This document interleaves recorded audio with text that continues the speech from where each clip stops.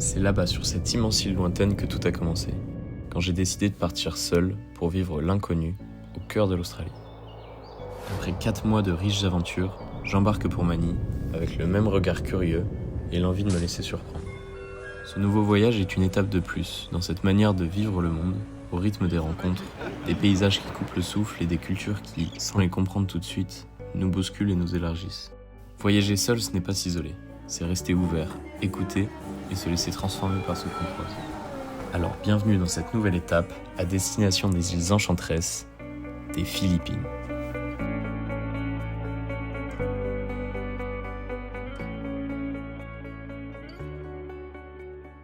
Bamboclate les gars, ça y est, je suis à Manille. Alors moi c'est ma première fois en Asie, donc là je ressens vraiment le choc des cultures. C'est-à-dire que là c'est le boucan de partout, je me suis écarté du bazar de la ville pour tourner cette petite intro. Mais ça va pas durer très longtemps parce que dans 12 heures je reprends l'avion à direction de l'île Palawan des Philippines. Donc on va plutôt être sous sable blanc. Donc voilà, moi je vais me balader vite fait, ce soir je vais retrouver un pote qui habite sur Manille, on va aller manger ensemble. À ce moment-là, je viens d'atterrir. À peine sorti de l'aéroport, on tente déjà de m'arnaquer. J'emploie le terme de choc des cultures et je suis perdu entre jet lag, chaleur plombante et sursollicitation d'une capitale asiatique. Puis j'imaginais naïvement les Philippines beaucoup plus développées. C'est sûr qu'en ayant booké mon vol 2 semaines plus tôt, je n'étais pas du tout préparé. Donc moi je vais bien profiter de ma soirée, je vais pas trop dormir, mais on se retrouve demain au paradis.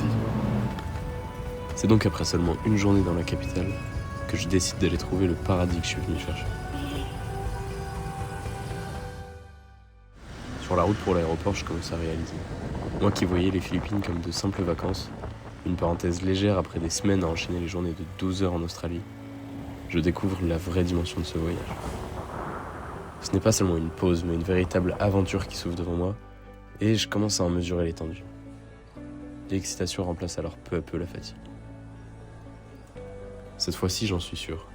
Je suis prêt à recevoir tout ce que ce voyage voudra bien m'offrir.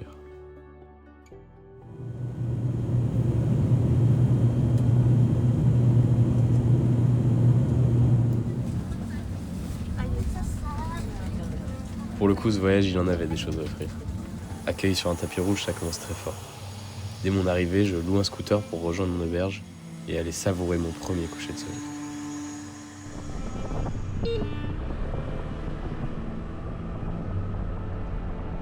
Un coucher de soleil, c'est toujours magnifique.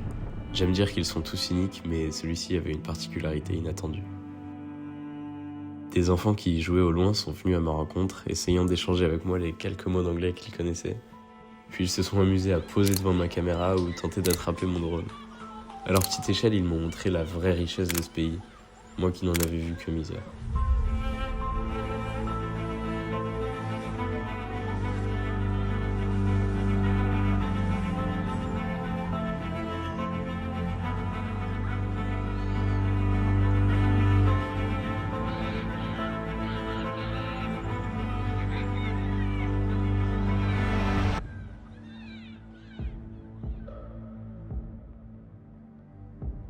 En fait, c'est ce que les Philippines m'ont fait comprendre au fond.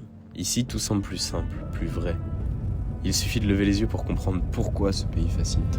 Mais au-delà de leur trésor naturel, les plages au sable fin bordées d'eau chaude et turquoise, les forêts de cocotiers si denses qu'elles en deviennent presque impénétrables, les montagnes couvertes d'un vert intense,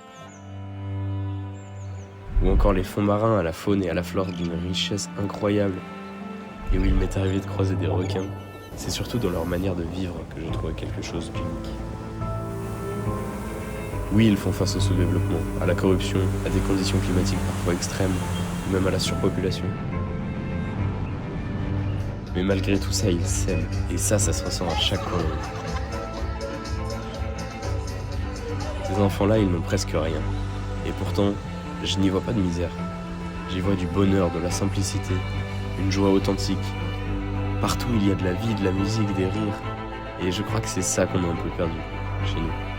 Cette capacité à se contenter de l'essentiel, à savourer juste le fait d'être ensemble. Alors oui, s'ils avaient le choix, beaucoup quitteraient la pauvreté. Mais dans ce changement, ils perdraient aussi une part de cette richesse humaine que l'on cherche tous, sans parfois la trouver.